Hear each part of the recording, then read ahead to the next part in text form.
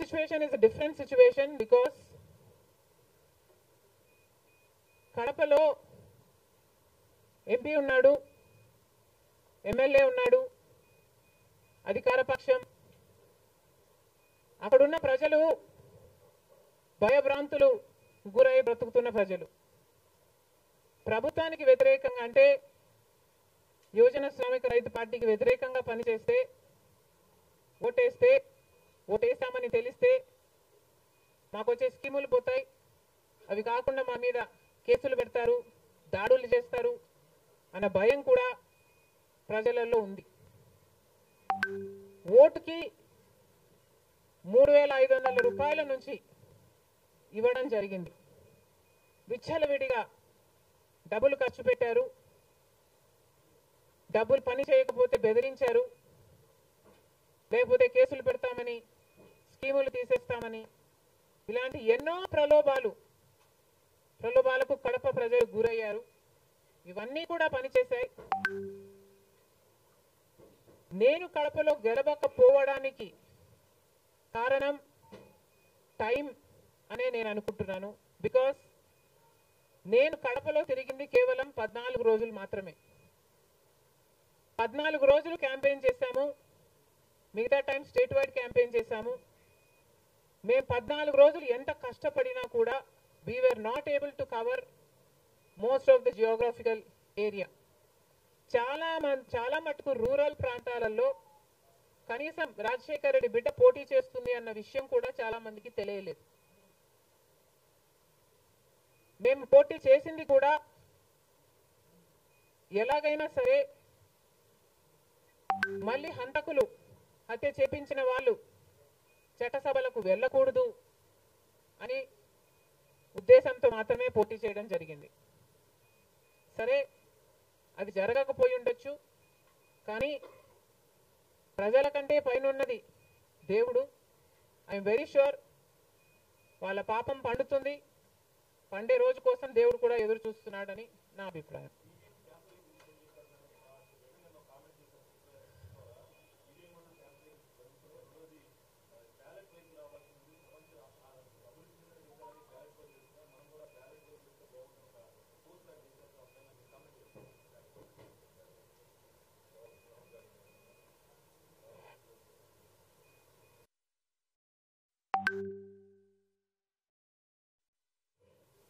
I feel మేధావులు కూర్చొని సుప్రీంకోర్టుతో సహా అందరూ కూర్చొని, ఇది అంత దేశానికి సంబంధించిన విషయం కాబట్టి అందరూ కూర్చొని ఓ నిర్ణయానికి వస్తే దేశ ప్రజలు హర్షిస్తారన్నది నా అభిప్రాయం.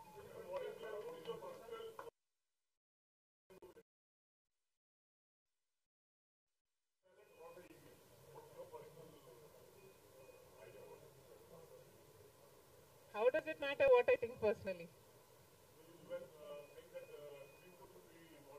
Exactly. The reason I want Supreme Court to be involved is because I don't know the entire positives and the negatives of it.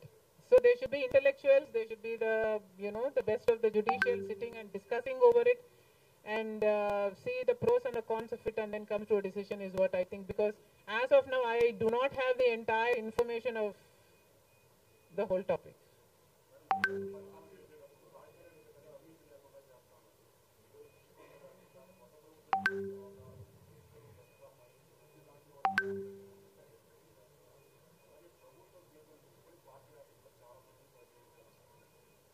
ప్రజలు బుద్ధి చెప్పారు కదమ్మా, ఇంకా నేను మాట్లాడటం ఎందుకు.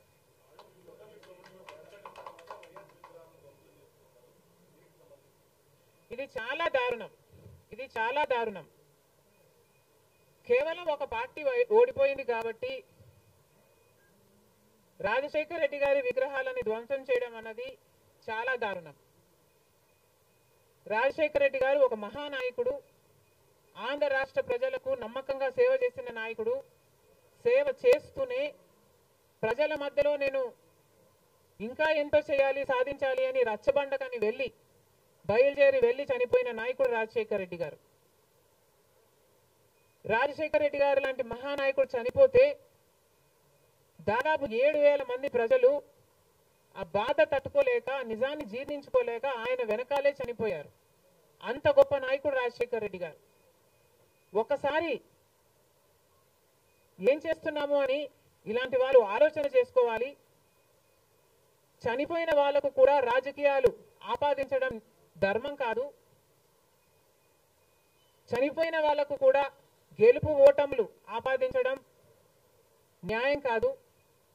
మరొక్కసారి చెప్తున్నాం, రాజశేఖర్ రెడ్డి గారు మీకు చేసింది ఏమీ లేదు. దయచేసి రాజశేఖర్ రెడ్డి గారి విగ్రహాలను ధ్వంసం చేయడం ఆపండి. మీరు చేశారని వాళ్ళు చేశారని మీరు, ఇలా ఒకరి మీద ఒకరు చేసుకుంటూ పోతే దీనికి అంతే ఉండదు. మళ్ళీ చెప్తున్నాం, మీకు ఇంకొకరికి తేడా ఉండాలి అంటే కొంచెం పేషెన్స్ని పాటించాల్సిన అవసరం ఉంది.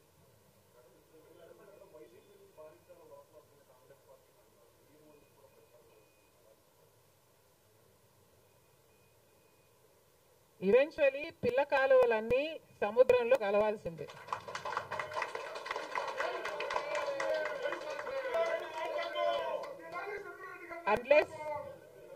అన్లెస్ అవి ఎండిపోతే తప్ప. Yes, definitely.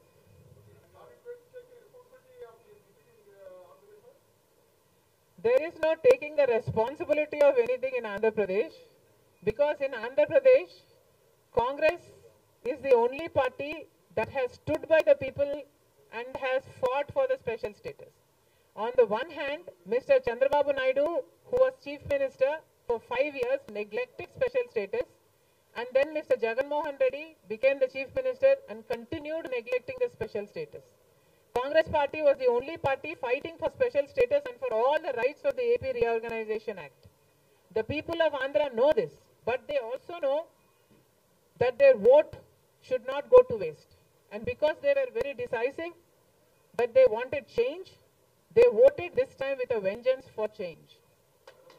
దేశవ్యాప్తంగా ఇది పరిస్థితి అయితే, ఇక రాష్ట్రంలో చంద్రబాబు గారు కూటమి పవన్ కళ్యాణ్ గారు బీజేపీతో కలిసి ఇక్కడ ప్రభుత్వం ఫామ్ చేయడం జరిగింది. ఈసారి జరిగిన ఎన్నికలు రాష్ట్రంలో చాలా విచిత్రంగా, అన్ప్రెడిక్టబుల్గా, అన్ప్రెసిడెంటెడ్గా ఈ ఎన్నికలు నిలిచాయి. కారణం ఏమిటి అంటే, ప్రజలు చాలా డిసిసివ్గా ఒక నిర్ణయం తీసుకున్నారు. మాకు మార్పు కావాలి అన్న నిర్ణయం ప్రజలు తీసుకున్నారు కాబట్టే ఈ ఎన్నికలు ఒకే డిసిషన్ మీద ఆధారపడి జరిగిన ఎన్నికలు. For Jagan, against Jagan.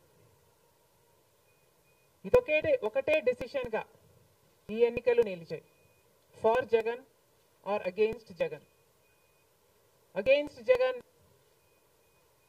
అన్న మార్పు కావాలి అన్న ఈ గట్టి డిసిషన్ ప్రజలు తీసుకున్నారు కాబట్టి ఈరోజు వాళ్ళ ఓటు వేస్ట్ కాకూడదు అన్నట్టుగా